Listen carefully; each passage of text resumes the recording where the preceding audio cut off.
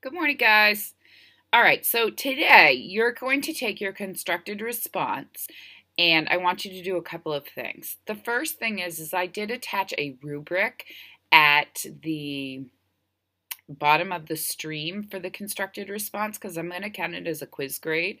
I do want you to review that rubric and make sure you have all of the requirements. Then your next step is to edit your constructed response because this is like a good piece of writing. And I've been noticing in a lot of our writing, we've been a little bit lazy with run-ons and not having capital letters at the beginning of sentences or for proper nouns like names. I've also been noticing that the letter I hasn't been capitalized. So we're really going to try to have our best writing here. So what I've done is I have also on the stream attached an editing checklist. What I would do is take each of these things on the checklist one at a time. So I'm just going to review the checklist and then I'm going to show you how I'd like you to do that. So capitals at the beginning of sentences, and for proper nouns, those are like names, of like Lori, Charles, etc. Punctuation at the end of every sentence are periods. Look and fix run-ons. So that would be, I noticed a lot of run-ons, and I'm going to share an example in a minute of how you could fix that. Use the spell check feature.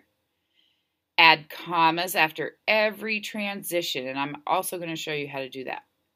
Spell all plural nouns using our rules, and capitalize all those I's. Okay, so here is a paragraph. I'm just going to read it to you. I would not want to be Lori's friend. To begin with, he's violent. He bounced a seesaw off a little girl's head and made her bleed. Next, he's rude and called his dad names like an old dust moth.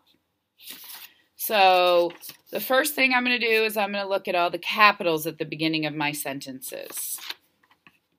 All right, I look good. I got a capital there, capital there, capital there. Yep, I look pretty good. Okay. Then I would look for punctuation. Okay, and I'm not going to show you how to do that. Then I would look for your run-ons. Okay, so I'm going through. To begin with, he's violent. Oh, good. I'm glad I separated that from the evidence. Next, he's, looking at this last sentence, and I'm thinking that this needs to be two different sentences. So next, he is rude, period. So after you give a trait, I want you to put a period. I don't want you then to explain the trait. That should be a separate sentence. So I'm going to capitalize that he there because that's the beginning of the sentence. Spell check. All right, adding commas after our transitions. So I would not want to be Lori's friend. To begin with needs a comma after it. He's violent. He bounced a seesaw off a little girl's head and made her bleed. Next, need a comma after next. Next, he's rude. Good. So for each of your transitions, like next, to begin with, first, last, you need a comma after each of those. Then you'll look for your I's and your plural nouns. So I really want a nice, and don't forget to indent, which I've done that here, and that can be achieved by the tab key, okay? We really want this to be a nice piece of writing and end our school year with some nice writing.